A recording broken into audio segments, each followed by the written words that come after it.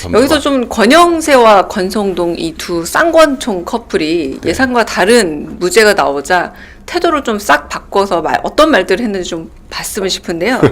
허위사실 공표로 수많은 정치인들이 정치 생명 잃었는데 대한민국 사법부가 자신들의 정치 성향에 맞춰서 재판을 했다는 방증이라며 권영세가 또 이런 말을 했고, 권성동 국민의힘 원내대표는 사법부가 정치 권력 눈치를 본다고 확신을 갖게 됐다라고 권적권, 이 쌍권총이 두 사람이 했던 말을 스스로 아마 맥락에도 매우 안 맞을 듯 합니다.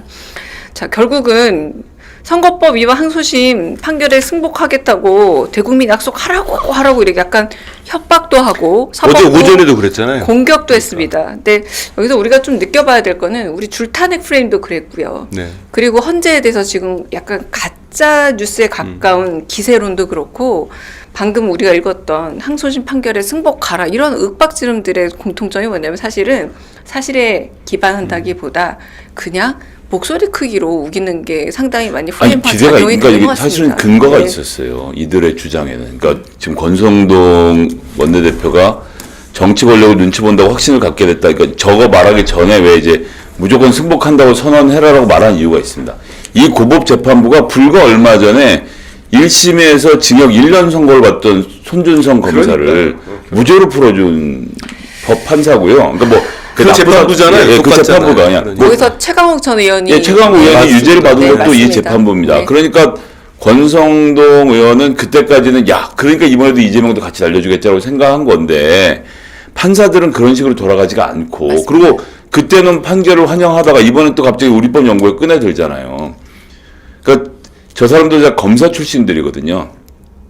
뭐 대단한 네트워크가 있고 안에 뭘 알 것 같지만 모르는 거예요. 그리고 이제 옛날 얼마 전에 결과가 그렇게 나왔다는 걸 보고 이번에도 똑같이 나오겠지라고 생각하고 크게 질렀다가 대단한 망신을 당한 다음에 이제 와서는 권력의 눈치를 본다고 확신을 갖게 됐다. 사법부가.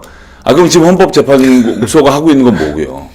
거기에 또 다른 율사 출신 그 대선을 노리고 있는 오세훈 서울시장도 대법원이 정의를 바로 세우기를 기대한다라고 또 이제 메시지를 날렸습니다. 그러니까 이제 그런 정도는 네. 저는 용인 가능한 용인 범위라고 가능한. 봐요. 그러니까 네. 근데 재판부를 공격하는 방식으로는 제가 뭐 전 사람들한테 따로 충고해줄 필요도 없지만 아무것도 얻을 수가 없습니다. 좀 그만하시고 그냥 판결이 나오면 법원의 판결에 승복합니다만 하시면 돼요.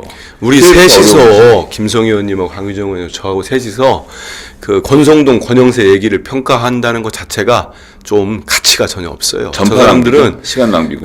이제는 아무리 지금 선거가 본인들 기대하고 전혀 180도 다르게 나왔잖아요. 저는 무척 당황했을 것 같은데 그러고 난 다음에 사법부터 공격하잖아요.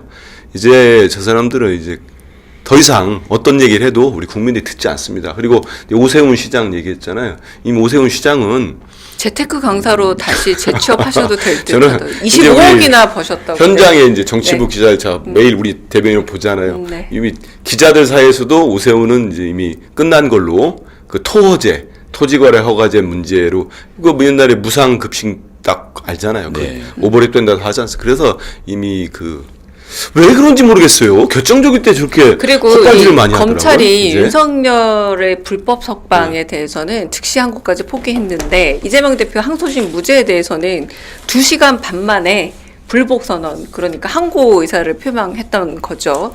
입장을 밝혔죠. 그렇죠. 그러니까 이 참 한 얼굴을 가지고 두 가지 행태를 잘하는데 어떻게 보시는지 좀 궁금합니다. 아니 저 자체가 그냥 국민들을 무서워하거나 전혀 개의치 않는 거죠.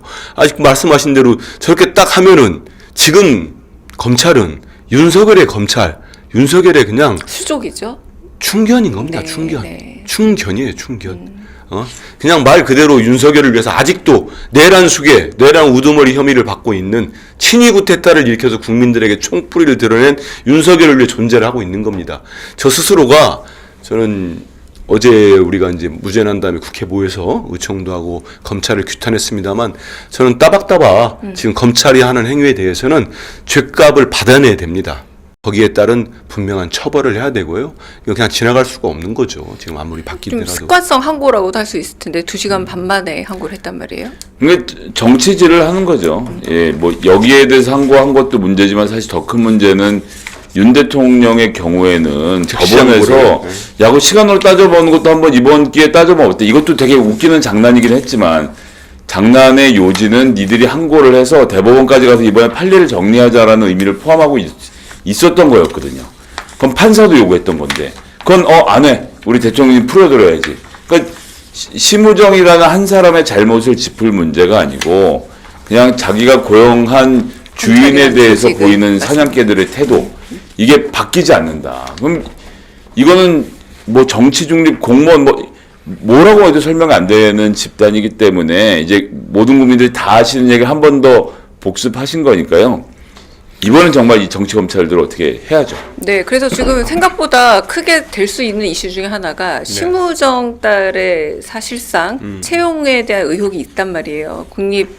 국립외교원에 사실 누구나 가고 싶어하는 그 채용 공고를 보신 분이 8,000분이 넘는데요. 그러니까 가상의 그 경쟁률이 8,000대 1 정도였다고도 말할 수 있는 거 아니겠습니까?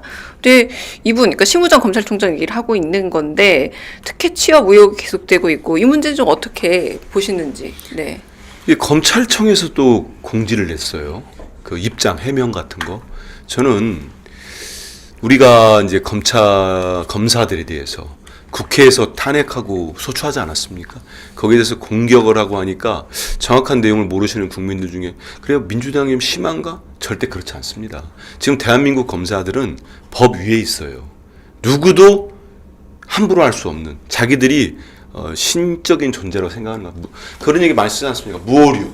자기들은 오류가 없다. 아까 초반에 얘기했지만 제가 아는 검사 하나는 옛날에 그 뭐 기자할 때 보면은 살인죄를 기소해서 무죄가 났어요. 만약에 제가 기자를 오래 했으면 그런 식의 오보를 냈으면 그 기자 징계받고 정상적인 기자 생활을 그럼요. 못합니다. 맞습니다. 그게 정상인 거예요. 네. 근데 그냥 멀쩡합니다. 다른 지역으로 옮겨가면 돼요. 그러면 잊혀진 듯이 라인만 잘 타면 그대로 옵니다. 지금 그런 검사들이 있거든요.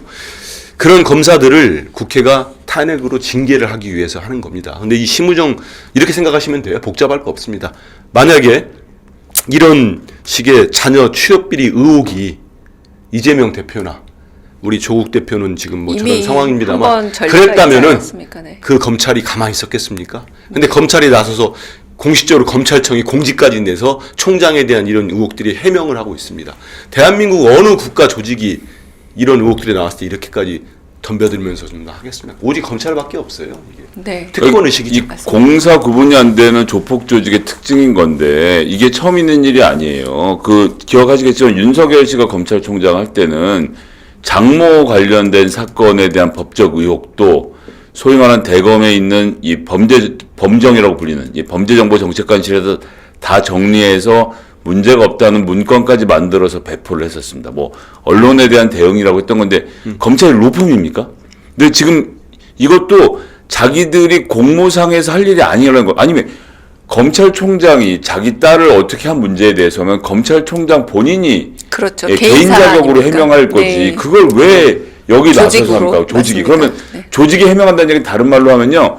범죄가 조직적이라는 얘기인 거예요. 검찰이 나서서 국립외교원을 목에다 쥐고 이런 범죄를 저지른 게 아니라면 자기들이 해명할 이유가 없거든요. 제가 자세한 얘기를 안 드리는 이유는 내일 한정에는 나오시니까요. 맞습니다. 네, 한정희 의원께서 직접 들으시죠. 나오시고요. 그 고발 사주도 비슷한 겁니다. 고발 사주를 되치기를 하지 않았습니까? 그런 식의 되치기에도 능하고 언제나 나름의 기세로 진실을 덮고 왔는데 이 검찰이 언제까지 기세로 이렇게 조직의 범죄 의혹을 덮을 수 있을지 정말 시효가 만료되어 있다는 생각이 듭니다.